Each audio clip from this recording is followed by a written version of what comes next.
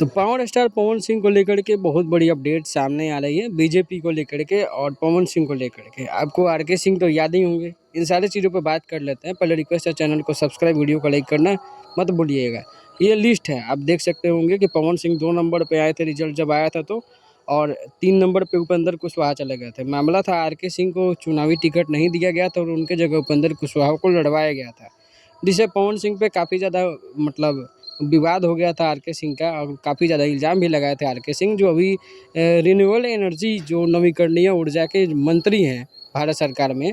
काफ़ी इल्ज़ाम लगाए थे कि पवन सिंह जो है वोट काट रहा है, तो ये है वो है, और यहाँ तक कि नचनिया बजनिया का भी बात सामने आ रहा है कि ऐसा-ऐसा उन्होंने बोल दिया था। और अब जो है इतनी सारी चीज़ें होने के बाद पवन सिंह भी उनको जवाब दिए थे।